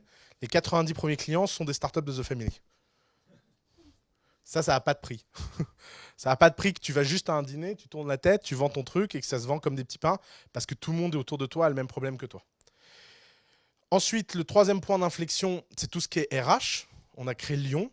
Donc maintenant, on a une base d'employés de start-up permanente. Vous avez les employés en interne qui aident Au recrutement, ouais, exactement. Ensuite, on a tout ce qui est transactions et M&A. Donc ça, c'est par exemple, tu vois, hier, on a une boîte qui a développé une super techno mais qui est en faillite. Et on a expliqué à Orange que c'était la meilleure techno de tous les temps et qu'il fallait la racheter pour 40 millions, c'était vraiment pas cher, quoi. Mais ils n'ont plus rien, donc faut essayer de vendre quelque chose. Je ne dis pas que ça va marcher, mais on a des équipes qui font de la transaction comme ça. Et le 5e point d'inflexion de toutes les startups, c'est la gestion de crise. C'est-à-dire que tu as un partenaire qui est dispo, en général c'est moi, 24/24. Par exemple, quand tu es hitch et que tu es en garde à vue, bah, c'est moi que tu appelles. C'est moi qui trouve l'avocat pénaliste pour te sortir de là. Quand tu es, je sais pas, c'était quoi la dernière? Je vous dirai pas le nom de la boîte, mais c'est la meilleure histoire de tous les temps. Blush. Vous avez une boîte qui livre un truc à un client et le client dit au livreur tu vas me rentrer les palettes. Et il dit non, le contrat c'est porte à porte, je m'en vais. Et là, je sais pas ce qu'il a pris au client, il a foutu un pain au livreur. Livreur super calme, il appelle, bon, il monte dans la voiture, il se barre, il appelle la boîte, il dit bonjour, je comprends pas trop bien ce qui s'est passé. Il dit votre client, il vient de me frapper et tout. Alors il dit mais t'as fait quoi? Il dit bah rien, je suis resté calme, je suis rentré. Et donc il a envoyé une photo de lui, il a vraiment c'est pas un petit coup qu'il a pris, quoi. Et donc les mecs lui disent bah on va aller porter plainte, t'inquiète pas, on va j'appelle le truc, je récupère la vidéo de surveillance, machin. Et là le mec rentre chez lui, son frère le voit, Et il lui dit, mais c'est quoi ça? Qu'est-ce qui s'est passé? Il dit, bah, je me suis fait frapper, machin. Il dit, quoi, tu t'es fait frapper? Il prend 5 potes, 7 battes de baseball. Parce que lui, il en avait 2. Et ils vont dans le magasin, ils mettent le polo de la start-up, tous. Et ils ravagent le magasin de haut en bas. Et alors, la vidéo de surveillance est géniale, où tu as tous les mecs qui sont là dans le magasin avec le polo de la start-up. Donc là, il y a ton téléphone qui sonne. Tu ne réponds pas. Puis la start-up me rappelle une deuxième fois. Je me dis, tiens, ça a l'air important. Je réponds pas. À la troisième fois, je me dis, ok, c'est désespéré. Je réponds. Ouais, Oussama, alors on a un petit problème. On ne sait pas trop comment le gérer. Et là, tu es très content d'être à The Family. Là, je t'assure que c'est le genre de moment où tu te dis, ah, quand même, avoir des gens comme ça, c'est quand même pas mal. Je squatte pas mal chez vous, en ce moment. J'ai deux projets que vous... Ouais. Blush et Gent. Enfin, Gent, je sais pas encore. Ils essayent de... Mais Blush, ouais. Mais Blush, ouais. Arrête, Gentel, elle va que sur Blush. Non, je rigole. Et donc, la dernière partie de service, c'est tout ce qui est autour du financement, qui est le point le plus important. Remettre du cash dans une boîte et entretenir la relation avec les investisseurs, c'est un sujet. C'est très prenant, c'est très chronophage. Et c'est un métier qu'on fait plutôt bien. Parce qu'on arrive à vendre les startups aux investisseurs d'une façon que la plupart des entrepreneurs mettent des années à acquérir. Parce que quand tu l'as fait 100 000 fois, c'est beaucoup plus simple que quand tu le fais une fois. Or, le grand problème de la levée de fonds chez les startups, c'est qu'elles sont face à des gens qui font ça en continu, alors qu'elles le font de temps en temps. Et c'est pour ça qu'elles sont toujours en retard. C'est pour ça qu'avoir des gens comme nous qui le font. Et alors, un point très important, contrairement à n'importe quel leveur, on ne prend pas de commission sur les levées. Ça, c'est le point le plus important. On ne facture jamais rien à aucune startup. Parce qu'on est associé, on est dans la famille, on a un principe, c'est que tout ce qu'on fait est gratuit en échange de l'equity. Et une fois qu'on a l'equity, on est bien. Donc ça veut dire que quand on appelle un investisseur et qu'on lui dit qu'il faut investir, il sait qu'on n'est pas en train de prendre une com. Il sait que la seule façon pour nous de gagner de l'argent, c'est qu'on y croit et qu'elle va gagner de l'argent. Ça, c'est très très important. Ça, j'espère que ça répond à ta question. Ouais, vas-y. T'inquiète pas, t'inquiète pas.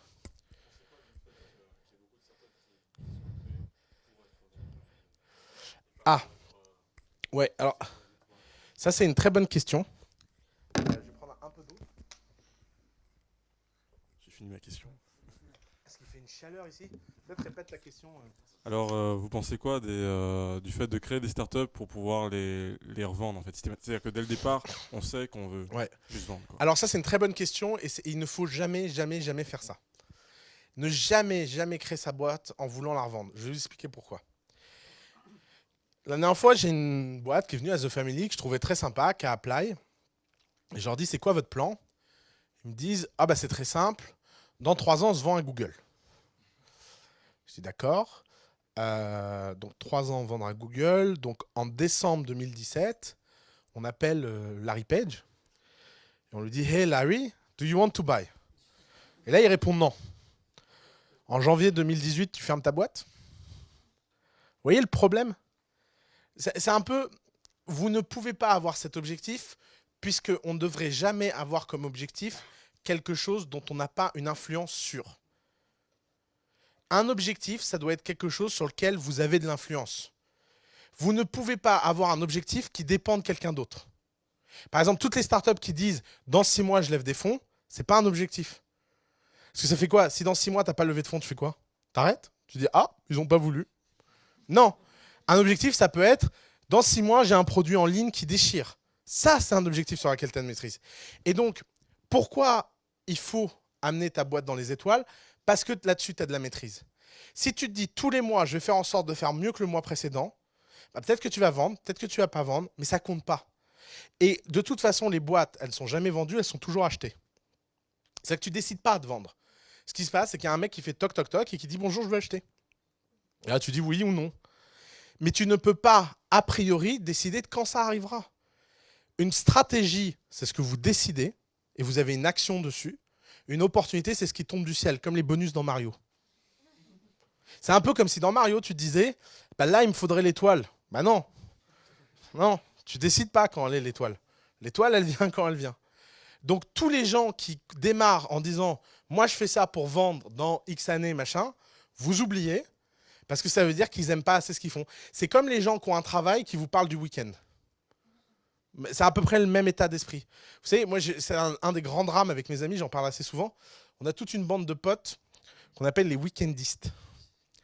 Parce qu'au week-end, ils vous expliquent ce qu'ils feront le week-end prochain. Et alors vous leur dites, mais je comprends pas, tu passes quand même 80% littéralement de ta vie au travail. Donc lundi, mardi, mercredi, jeudi, vendredi. Il n'y a pas un moment tu vois le bug, non? Il n'y a pas un moment tu te dis, je vais changer de vie parce que vraiment c'est intenable. Bah non, parce qu'il y a le week-end. Et vendre la boîte, c'est un peu le même état d'esprit. C'est que c'est les gens qui font pas un truc parce qu'ils aiment la boîte. Ils se disent, parce que je vais devenir riche. Mais le problème, c'est que devenir riche, ça se décide pas. Seule façon de devenir riche, c'est d'avoir de la chance. Seule façon d'avoir de la chance, c'est de travailler dur. La seule façon de travailler dur, c'est d'aimer ce qu'on fait. Donc l'un dans l'autre, tu peux pas dès le premier jour te dire je fais ça pour l'argent. Oui. Non. J'ai cru que tu levais la main. Oui, vas-y.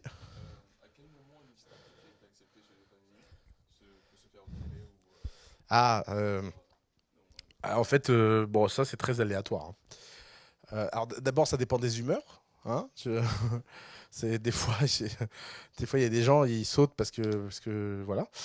Non, nous, nous on a une politique assez simple là-dessus. Les gens pensent qu'on vire les boîtes qui marchent et qu'on garde les boîtes qui marchent pas. Pardon, qu'on. On est complètement con en fait. Hein. Sympa le modèle. Non, les gens pensent qu'on garde les boîtes qui marchent et qu'on vire les boîtes qui marchent pas. Alors d'abord, ils ne savent pas qu'on a viré des boîtes qui marchent très bien, parce qu'on ne supportait plus les gens. On ne s'appelle pas The Family pour rien. Donc moi, j'assume quelque chose. Il n'y a pas un entrepreneur dans The Family avec qui je ne suis pas pote. Et si on n'est pas pote, bah, je suis désolé, tu n'as pas ta place à The Family. Alors ça a l'air complètement con comme stratégie, mais la vérité, c'est que c'est la seule stratégie viable à long terme. Parce qu'on est une communauté, on essaie de faire les choses bien, et il y a des gens qui sont imbitables. Il y a des gens qui pensent qu'on est des prestataires de services. Il y a des gens qui pensent qu'on est là parce qu'ils appellent, il faut leur donner... Par exemple, moi, un truc qui me gonfle, c'est tous les mecs qui t'appellent le lundi pour un rendez-vous le mardi. Tu dis, mais t'as vraiment aucun respect pour mon agenda? T'as vu la gueule de mon agenda? Il y a un moment, j'envoie des screenshots des fois. Je dis, bah oui, bien sûr, voyons-nous le lendemain, il n'y a personne d'autre ici. Et après, tu finis par faire de la place parce que t'es quand même un mec sympa. Et là, le mec te parle d'un truc, mais complètement absurde, genre, c'est pas du tout urgent. Et il voulait juste avoir ton opinion. Là, en général, tu fais ça 2 fois. Chez nous, la 3e, t'es dehors. Hein. Parce qu'on respecte notre temps, parce qu'on respecte les gens dans notre communauté, et parce qu'on est une institution d'excellence.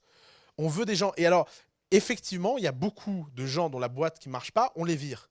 Et ils pensent que c'est parce que leur boîte ne marche pas. Mais non, c'est parce qu'ils font rien pour qu'elle marche. Et parce qu'on n'est pas là pour aider les gens, les materner, et leur dire que tout va aller bien et qu'un jour ils seront riches. Non, on est là pour aider des gens qui se défoncent à se défoncer encore plus. C'est ça, notre boulot. On est une fabrique à champions, et comme toutes les fabriques à champions, on est très dur. Et alors, il y a beaucoup de gens, récemment, il y a un groupe qui s'appelle French Startupper, où il y a un mec qui a demandé, ouais, qu'est-ce que The Family fait concrètement pour les boîtes? Et il y a un ahuri qui a mis, ouais, rien, je me suis fait virer et tout. Bah, je suis venu, je lui ai dit que c'est normal qu'il s'est fait virer, sa boîte, c'était de la merde. Bon, alors, je pense qu'il ne s'attendait pas à ce que je réponde ça en public. Mais il y a un moment, il faut arrêter de faire chier. Il y a un moment, The Family n'a pas l'obligation morale d'aider tout le monde à réussir. On est une boîte privée, on n'a pas de subvention publique, on n'a pas d'argent d'État, on paye nos impôts. Donc si à un moment j'ai envie de dire à quelqu'un que bah, franchement ça ne le fait pas et ça n'a rien de personnel, on ne me force pas à coucher avec qui que ce soit, on ne va pas me forcer à prendre un entrepreneur. Et tous les entrepreneurs pensent que parce qu'ils ont un The Family, ils ont des sortes de droits divins. C'est des gens qui sont déjà dans une mentalité d'assistanat, qui est une mentalité terrible en France. C'est que les gens passent leur temps à se demander qu'est-ce que The Family peut faire pour eux plutôt que se demander qu'est-ce qu'ils peuvent faire pour The Family. Or, les gens pour qui on fait le plus de choses sont justement les gens qui font le plus de choses pour nous. Parce que c'est comme ça, parce que c'est la vie, parce qu'on est une communauté, parce que dans cette communauté, il y a des gens qui comprennent mieux le fit que d'autres, et que c'est personnel. Et d'ailleurs, pourquoi on rend les actions? Parce qu'on veut que personne soit frustré. Nous, on a rendu les actions d'une boîte qui valait 10 millions. Ils s'en sont toujours parmi. Hein. 24 mois plus tard, ils en parlent encore. Et à chaque fois qu'ils voient quelqu'un, ils disent la même chose. Ils disent qu'on est complètement con parce qu'on s'est assis sur plein d'argent. Mais je m'en balèque de leur argent. Mais à un point pas possible. Parce que les mecs étaient toxiques. Ils étaient toxiques au point où la seule chose qui les intéressait, c'était d'arnaquer les gens. C'était de faire un produit qu'ils vendent. Un peu comme le monsieur là-bas qui disait, bon, on s'en fout, ça marche. Mais non, non, on s'en fout pas, ça marche pas. Parce que c'est pas ça notre critère. Notre critère, c'est qu'on veut se lever le matin en étant fier. Ça paraît con, mais on veut pouvoir se regarder dans une glace. Moi, je veux pouvoir me regarder dans une glace et me dire, il n'y a pas une boîte à The Family dont je ne suis pas fier. Et c'est pour ça aussi que, résultat, quand une boîte se fait attaquer, on défend plus qu'ailleurs. Moi, quand Hitch se fait agresser, vous savez, Hitch a reçu des menaces de mort des taxis. Littéralement. Hein. C'est-à-dire des lettres avec des petits trucs découpés en disant vous allez finir au fond de la Seine. Avec des fautes d'orthographe. Pas mal celle-là. Je la rajoute dans ma prochaine conf. Quand ça arrive, eh ben, nous, publiquement, Nicolas et moi, on a été à la police, on a écrit à Macron, on a écrit à Hollande, on a mis les screenshots de la lettre, on a dit que c'était honteux, on a pris rendez-vous avec le patron des syndicats de taxi, on leur a dit qu'il y a un moment, il fallait se calmer, parce que peut-être qu'eux peuvent envoyer des menaces de mort, mais nous, il faut savoir d'où viennent les chauffeurs Hitch. Il y a un moment, s'il faut cramer tous les taxis de Paris, on les cramera tous. Mais pourquoi je peux faire ça? Je peux pas faire ça parce que j'ai 0,4% de Hitch. C'est pas pour ça que je fais ça. C'est pas parce que je suis milliardaire au Caïman, parce que j'ai Hitch. Non, je fais ça parce que Hitch, c'est des frères. C'est des gens, c'est une équipe où à chaque fois que je les vois, à chaque fois que je vois l'énergie qu'ils mettent, tout ce qu'ils font, je me dis, je suis fier. Hitch va sortir une étude qui explique que des dizaines de milliers de personnes ont eu leur vie sauvée parce qu'ils ne sont pas rentrés bourrés grâce à Hitch. Ben moi, quand je rentre le soir, ou quand je parle avec ma famille, ou quand je raconte ce que je fais dans la vie, je suis très heureux de me dire qu'avant 30 ans, j'ai participé à créer une boîte qui a sauvé la vie de milliers de gens. Et si ça a dû mettre au chômage quelques connards de taxi, ben j'assume. Parce que j'en ai rien à faire. Et parce qu'il y a un moment, dans la vie, il faut choisir son camp. Et soit on est du camp du progrès, soit on est du camp du conservatisme, soit on est du camp de l'innovation, soit on est du camp de l'anti-innovation. C'est quoi l'inverse d'innovation d'ailleurs? La quoi? La stagnation, oui, c'est pas mal. La régression. Ah voilà, la régression, ça sonne mieux. C'est ça. Vas-y. Parle fort, parce que je suis un peu...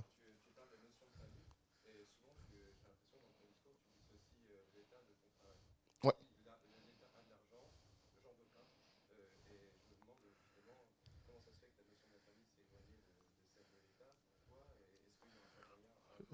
C'est une très bonne question. Alors, moi, j'ai une vue, qui est une vue très personnelle, qui n'est pas disclaimer. Ceci ne représente pas l'opinion de The Family. Ma vue, c'est que le rôle de l'État, c'est la neutralité et la collectivité. Le rôle de l'entreprise, c'est l'individu et c'est l'intérêt personnel. Moi, je pense que la mission d'une entreprise, c'est de gagner de l'argent. Et la mission de l'État, c'est de faire en sorte que les gens qui gagnent de l'argent ne fassent pas n'importe quoi. Et chacun son boulot. Je trouve que l'État qui s'amuse à faire des startups, des incubateurs, etc., c'est une honte. Parce que résultat, ils introduisent du copinage et de la corruption dans un domaine où il ne devrait pas y en avoir. Et que quand, par exemple, nous, on a ce truc très dur, on s'est rendu compte qu'il n'y avait que des blancs qui sortaient de grandes écoles qui avaient reçu de l'argent BPI à The Family. Pourquoi? C'est bizarre quand même. Comment ça se fait que l'État qui distribue de l'argent, bam, c'est tombé sur un blanc qui sort d'une grande école? C'est un hasard? C'est par hasard? C'est un biais? C'est pas un biais? Ben non, c'est juste qu'ils en sont même pas compte que c'est un biais. C'est que quand tu es à la BPI, tu donnes de l'argent à des gens qui ont l'air sérieux. Les gens qui ont l'air sérieux, ben, ils sortent de grande école et ils sont propres sur eux. C'est comme ça. Donc ils finissent avec l'argent.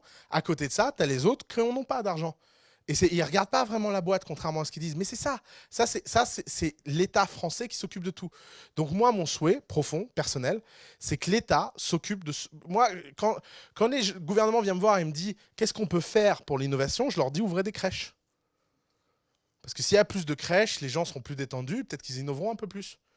Ou réformer le système scolaire. Ou aller faire en sorte que les hôpitaux soient plus le tiers-monde. Il y a plein de missions importantes. Mais ouvrir un incubateur, donner de l'argent à The Family ou mettre de l'argent dans les startups, ça ne devrait pas être le rôle de l'État. La BPI, ça ne devrait pas exister. Le fait que je ne sais pas qui, incubateur, qui est notre concurrent, ait reçu 15 millions d'euros de subventions, ça ne devrait pas être le cas. Ça ne devrait pas être comme ça. Le monde ne devrait pas fonctionner comme ça. Comment ? Pas du tout, pourquoi? Ah, c'est marrant comme vision. D'accord. D'accord. On n'a pas la même notion de famille. Pour moi, c'est pour ça que par exemple, je ne suis pas très patriote. Tu vois, j'arrive pas à étendre mon champ d'amour à ce niveau-là. J'arrive pas à comprendre. Moi, si on pouvait être un seul pays sur Terre, je me sentirais beaucoup mieux. Bah, donc, forcément, j'ai du mal à me dire que sous prétexte que je suis né quelque part, l'État fait partie de ma famille. L'État, c'est une infrastructure. L'État, je suis très content de payer des impôts. Je veux dire, on paye 180 000 euros d'impôts par mois à The Family. On risque d'en payer le double l'année prochaine. À aucun moment, je le vis mal. Ce que je vis mal, c'est que cet argent soit utilisé pour des intérêts particuliers et pas pour l'intérêt général. C'est ça qui me gêne. Et d'ailleurs, c'est pour ça que je veux pas que cet intérêt particulier vienne vers moi. Je veux dire, on pourrait aller, je veux dire, c'est assez simple, on pourrait aller chercher des subventions, des machins, des trucs, passer au concours mondial de l'innovation. Mais dans ce cas-là, je pourrais plus raconter ça. Ça n'a pas de prix de pouvoir avoir cette liberté. C'est pour ça qu'on n'a jamais été prendre un euro. L'État, on doit lui donner, on ne doit pas lui prendre. C'est ça ma vision. Ouais. Merci, merci. Votez pour moi. La question de hardware, est-ce que vous aidez chez Family aussi avec la distribution? Non, mais qu'est-ce que ça veut dire aider avec la distribution? Les conseils plutôt, la ressource des gens. Mais c'est quoi la distribution? Ah, d'accord, ok, dans ce sens-là, d'accord, pardon, j'étais pas sûr de comprendre dans quel sens vous voulez dire distribution. Oui, clairement. En fait, surtout, on t'apprend à le faire le plus rapidement possible. Nous, vous savez, on donne un poisson à un homme, il mangera un jour, apprends-lui à pêcher, il mangera tous les jours. C'est ça notre motto. C'est-à-dire qu'on va pas te présenter des magasins, on va t'expliquer comment choper des magasins, quitte à venir choper les premiers magasins avec toi. Si vraiment tu comprends pas. Ouais, vas-y. Sur la halle Fraissinet, alors, mon point de vue sur la halle Fraissinet,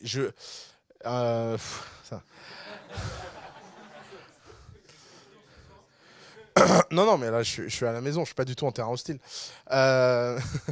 Non, je pense que c'est spectaculaire, pharaonique, extraordinaire. Sincèrement. Je pense juste que la France n'a pas besoin d'un incubateur, malheureusement. De plus, et surtout pas le plus grand. Je pense que mettre tant de gens au même endroit va faire que tout le monde va optimiser autour du tocard du coin. Tu ne peux pas remplir un endroit aussi grand de 1000 bonnes startups, et donc tu ne peux pas créer une communauté qui a de la valeur. C'est tout. C'est pas. Mais pour te donner une image, nous on est Apple, et la halle Fraissinet c'est Linux. Et il y a des gens qui. Et Linux a produit des trucs extraordinaires. Ça produit pas le même type de choses que Apple. Voilà. Et c'est pas pour nous la raconter, je pense. Parce que pour avoir parlé avec Xavier, tu vois, moi j'ai une associée qui le connaît bien, machin. Jean de la Roche-Brochard, c'est le patron de Kima, et Kima s'est installé dans nos bureaux à The Family, donc c'est pas comme si on n'était pas proches, quoi. Mais je pense que c'est à côté de la plaque. Je pense que c'est à côté de la plaque par rapport à ce que la France a besoin. Oui, mais parce que les gens n'ont pas besoin de bureaux. C'est pas le problème que mais bien sûr que non, t'es un grand malade, on n'héberge aucune start-up. Oh, ça va pas la tête? Bah justement, tu vois, c'est le sujet. Le sujet, c'est que tu ne peux pas mettre au même endroit des start-up. Une start-up, c'est un culte. Un culte, ça ne partage pas l'espace. Point. Aucune de nos start-up qui est dans un coworking va bien. Aucune. C'est comme ça. Parce que dans le coworking, bah, t'es avec des mecs, t'es sympa, c'est cool, tu te rassures, tu bois une bière, t'échanges des idées, mais tu bosses pas. Parce que c'est la nature humaine. La seule façon de bosser, nous, le conseil qu'on donne aux entrepreneurs, c'est louer un appartement tous ensemble et vivre tous ensemble jusqu'à ce que la boîte décolle. C'est marrant, on a 20 boîtes qui ont appliqué ce conseil en tout dans notre vie. Il y en a 20 qui valent plus de 10 millions. Pas une blague. Alors, il y a un biais, effectivement, pour être assez cinglé pour faire ça, c'est déjà d'être dans les meilleurs à The Family. Mais t'empêche, c'est pas pour rien. Après, tous les gens qui sont dans des environnements où tu rencontres, tu vois, n'importe qui, n'importe comment, etc., tu finis par être n'importe qui, n'importe comment. C'est pas gratuit, une communauté. Quand tu vois, nous, le mal qu'on a à la filtrer, la communauté, et à faire en sorte que tout le monde dans la communauté soit de niveau, etc., alors qu'on prend que 200 personnes par an, je sais pas comment ils vont faire. Mais ils vont pas le faire parce que eux, leur but, c'est de dire on est une infrastructure open source, on veut prendre le max de gens pour donner sa chance à tout le monde. Et je suis sûr qu'ils vont permettre à plein de gens de passer une première étape incroyable. Mais ça ne sera pas suffisant. Il y aura besoin après de gens comme nous. Il y aura besoin que le 1% des meilleurs de la halle Fraissinet rentrent chez nous. Forcément. Parce que ce ne sera pas à la halle Fraissinet que tu développeras une mentalité de champion olympique. Ça te donnera peut-être confiance en toi, ça te donnera peut-être des bureaux, ça te réduira sans doute tes coûts, tu auras des restos, des banques et la poste de façon sympa sur place, mais il te manquera la petite dose de radicalité et de folie que des gens comme nous, on peut inculquer. Mais je le vois pas comme ça, parce que je pense que pour beaucoup de gens, ça va créer l'effet inverse. C'est pas parce que pour nous, ça va pas changer grand-chose à notre vie, que ça va pas avoir un effet sur les gens qui vont y voir ce que ça n'est pas. Si les gens savaient que le fait d'avoir des bureaux ne rend pas de service, il n'y aurait pas de problème. Mais c'est pas ce que les first-time entrepreneurs vont penser. Les first-time entrepreneurs vont penser qu'en allant à cet endroit-là... Vous voulez un exemple? Si la Alfréciné était sérieuse, toutes les boîtes qui sont dedans, Kima investirait dedans. Vous dites à Jean, tu vas investir dans toutes les boîtes de la Alfréciné? Posez-lui la question s'il vient. Fais venir par les gens. Ça sera... Et bah, vous verrez sa réponse. À mon avis, il va passer un grand rire. Donc si le patron de Kima rigole de ça, tu comprends qu'il y a un problème de design. Mais maintenant, le projet de Xavier, il est ailleurs. Xavier, il a la chance d'être à une dimension maintenant quasi philanthropique, où lui, ce qu'il dit, c'est que j'en ai rien à foutre, parce que moi, mon but, c'est de permettre à tout le monde d'avoir un pied à l'étrier. D'accord, mais permettre à tout le monde d'avoir un pied à l'étrier, c'est peut-être pas un bon but. À la fin, l'entrepreneuriat reste une affaire de champion olympique. C'est un peu comme si un mec ouvrait un centre de sport de haut niveau en disant « je vais l'ouvrir à tout le monde ». Ah, il va y avoir beaucoup de déçus, quoi. L'avantage, c'est que dans le sport, les gens, comme moi, ils y vont pas. Dans l'entrepreneuriat, c'est plus compliqué.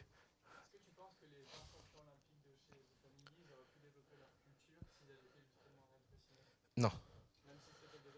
Je sais pas, peut-être. Je dis non, mais... Il y a un équivalent aux US, Plug and Play. Plus grand incubateur du monde. Avant la Alfréciné. Maintenant, ce sera la Alfréciné. Toutes les boîtes qui passent par Plug and Play le regrettent. Dans la vallée. Toutes. Comment? Non, vas-y. Tu en connais une? T'as un cousin qui est passé par Plug and Play? Non, mais vas-y, exprime-toi. Mais si, t'as envie de le dire. Mais justement, ça a l'air intéressant. En plus, t'as un t-shirt Docker, c'est ça? Parce que Docker était à Plug and Play? Non, tu vois. Non, je sais pas, j'essaie de trouver des indices. Comment? Ah, parce que trop de bruit, trop de défocus, trop d'activité, c'est trop gros, c'est à un moment où tu as besoin d'être focus et le nez dans la merde, et tu as toutes les lumières, tous les journalistes, tous les paparazzis, tous les événements, tous les trucs. C'est juste trop tôt. C'est comme les gens qui vont trop tôt en boîte de nuit dans leur vie. C'est un peu la même chose. Et après, je te prends. C'est-à-dire, tu veux sortir avec moi?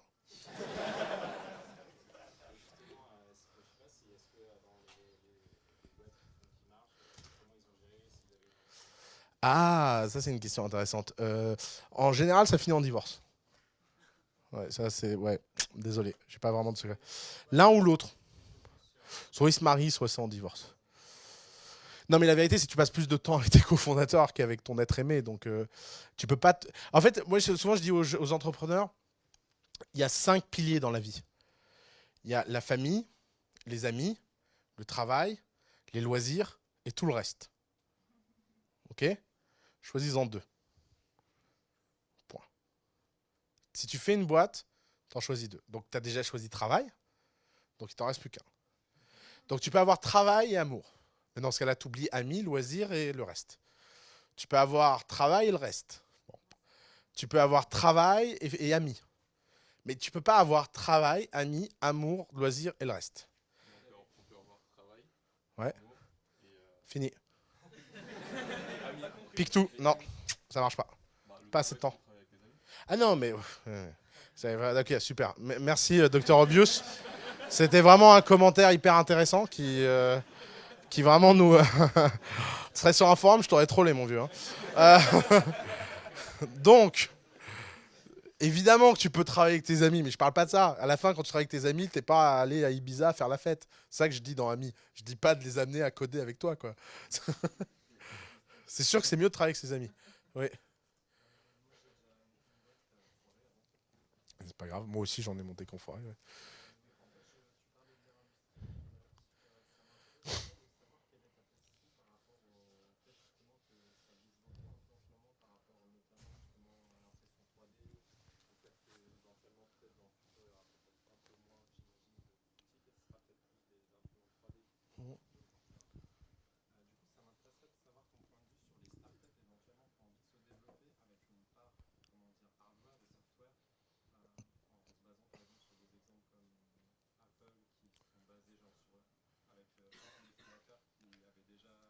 Ouais, ouais.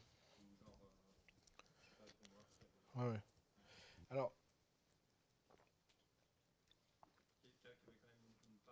Alors, trois choses. D'abord, moi, je refuse de faire de la boule de cristal. Je pense il faut jamais, jamais, jamais lancer une boîte en avance de phase. Jamais. Comment? Qui a demandé pourquoi? Quelqu'un a demandé pourquoi ça? Ah, en avance de phase, c'est-à-dire par exemple dans l'impression 3D. L'impression 3D, c'est pas prêt. Donc si c'est pas prêt, on lance pas de boîte. On peut faire de la R&D, on peut aller à l'université travailler sur des protos, on peut faire de la recherche, mais on fait pas une boîte.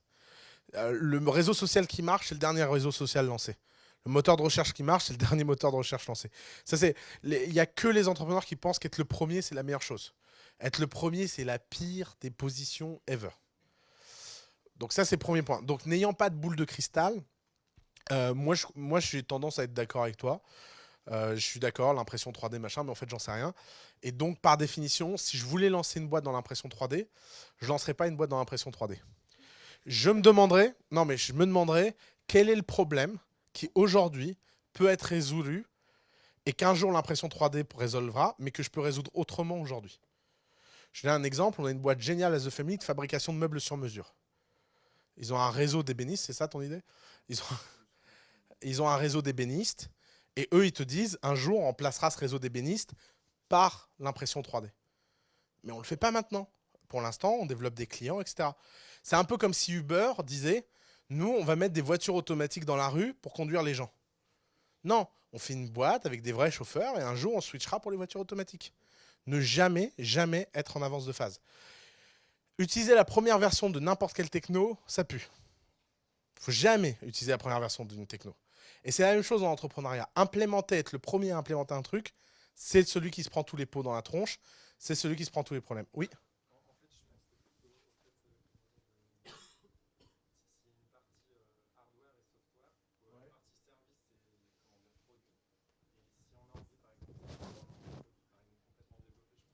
Pourquoi tu joues à Monsieur Mystère? Tu veux pas juste nous dire ton idée? Vas-y. Ouais. Ouais. Ouais.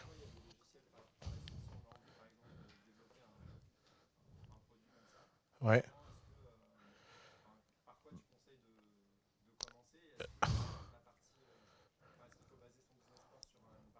Alors déjà, tu fais pas de business plan. En fait, déjà, tu es très confus. Tu oublies tout ça. Comment tu fais pour avoir quelque chose que tes clients peuvent avoir en une semaine? Comment tu fais? Aucune boîte sur Terre, Apple inclus, a mis plus d'une semaine à satisfaire ses premiers clients. T'as déjà vu à quoi ça ressemble Apple 1? En bois, fabriqué avec des touches et machin. Apple 1, ça ressemble pas à Apple aujourd'hui. Tous les entrepreneurs veulent qu'on leur paye leurs loisirs. C'est-à-dire qu'ils ont une vision du monde et ils veulent que les gens la payent. Ça marche pas comme ça. Donc pose-toi cette contrainte. Allez, si c'est pas une semaine, c'est un mois. Mais il faut que tu sois capable de fabriquer en un mois quelque chose que tu peux vendre à tes clients. Si tu n'es pas capable de le délivrer en mois, tu n'es pas capable de faire. Point. Bon, merci beaucoup. Il est tard, j'ai un dîner à 21h, je sens que je ne vais jamais y être. C'était un vrai plaisir d'être là. Merci beaucoup pour l'invitation. Mon email, c'est oussama@thefamily.co. N'hésitez pas à me bombarder. Il y a Tieni qui lit tous les emails. Merci.